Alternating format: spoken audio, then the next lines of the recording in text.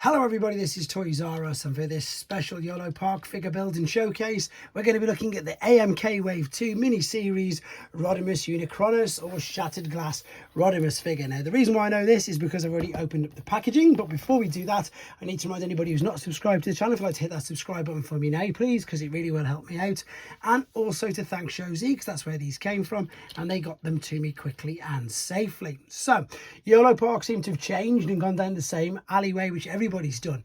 What they have now done, they are all blind boxes, whereas if you remember Wave 1 you got to pick exactly which figure you wanted to, and again they've changed the boxes. So this is, as I say, Wave 2. I just purchased the entire box again so I can showcase pretty much all of the figures. Now what you are guaranteed in the box is either a Jazz, Hound, normal Rodimus Prime, Cliff Jumper, RC or Prowl. Now the limited edition ones, as we've just said, are Shattered Glass Rodimus, and there's also a blue streak as well using the Prowl mold. So they come packaged like that, and as you can see I love the fact that they've gone with this nice glistening shiny packaging. Again, funny enough, that's a little bit like Blockies. All of the companies which are licensed, these are fully licensed products, licensed by Hasbro and Takara. They really seem to go to town with the packaging, which is fantastic. So if you're buying a box set yourself, then as I say, once you open it up, the collector's card will tell you which figure is inside. Again, that is very much just like a Blockies. In fact, it's exactly the same size as a Blocky, so that's interesting to know. And again, the instructions are, again, it tells you straight away who the character is. You don't actually have to open this, but I'm going to, of course, and as I said, I'm going to build it up because I've had to go. I've done a few reviews of Yolopark figures on this channel, but with these particular sized ones I've not done any building, so it should be pretty straightforward. Let's have a look. In fact, what I'll do is I'll balance that there and I'll open these up. Now anybody who's watched my channel for a long time will know that it's quite weird actually, because I've fallen into the trap of figures like this. So what I mean by figures like this is non-transforming figures. Oh wow, look, the leg's already built. At first it would have been something, if you'd have asked me something like, years ago, what would my opinion on non-transformer figures being, then I would have answered quite simply with I think what most people would. It's not a transformer. And as I say, I did used to be really of that sort of opinion, but I think nowadays this is already on, but it shouldn't be on, so it's confusing me. Everybody now knows that there's so many different companies. There's Yolopark, there's 3-0, there's Blockies, even the head's fully built, so this is actually much easier than I thought.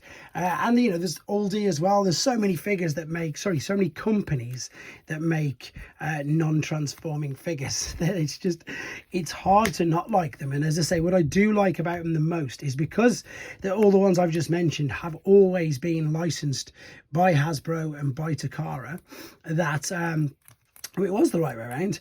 They use the exact likenesses. So because they're the exact likenesses, they look exactly like the characters that we want them to. For that particular reason, it makes it all the while better. You can see this is just popping in, no issues whatsoever.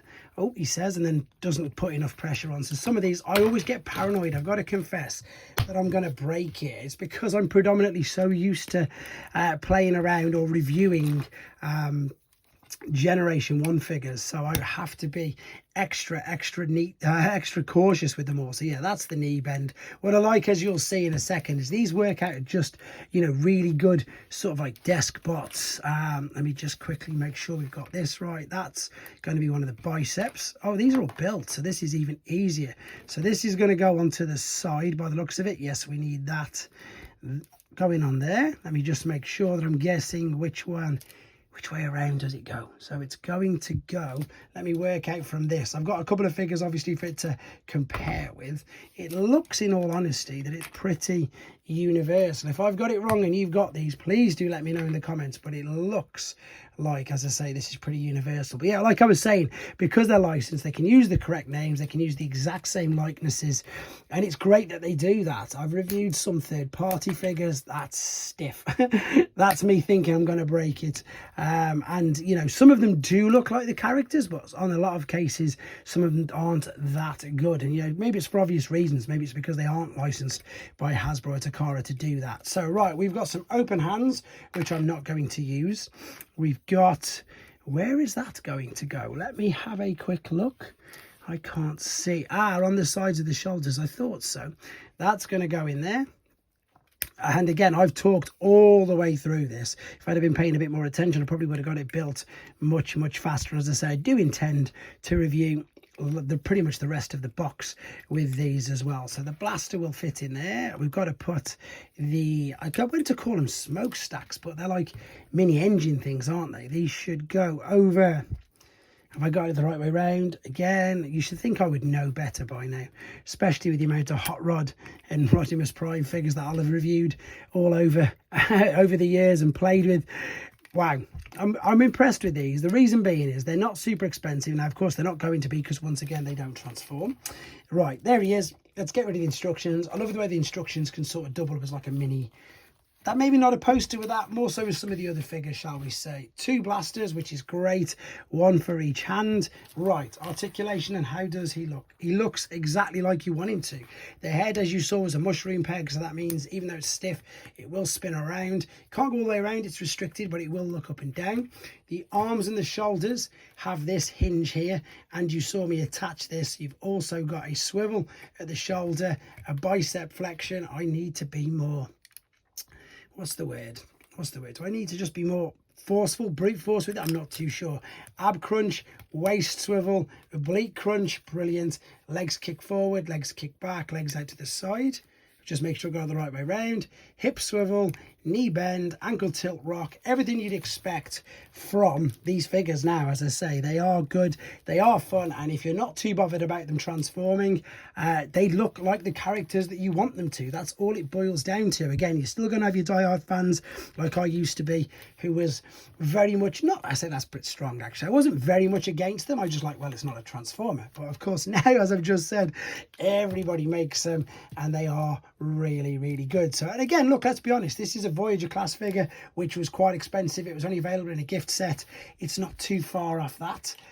Typically, I haven't got any of the other Yoloparks with me to be able to do direct comparisons, but they are all the same height. So this is your 12 cent, well, I say the same scale, not the same height, because they scale everything. That's an oldie figure, so whether or not you think it's going to scale well, I don't know. The normal blockies, it won't scale with the normal blockies at all.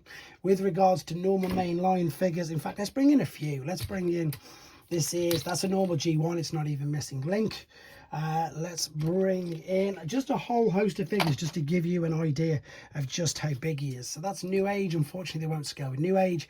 What they tend to do, and it's really obvious as soon as you say why, they tend to only scale with each other, and by doing that, of course, that will encourage you to do exactly what I've done with this box set, and that is, of course, buy more. So you can see they are probably round about, with them being 12 centimeters, just a fraction smaller than your standard deluxe, but of course way bigger than a normal deluxe. So these are just small deluxes I'm popping here, and then of course I could put much bigger ones, which would be way taller. In fact, even this guy should be probably way taller. Yep, there you go. But as you saw with the build was simple enough.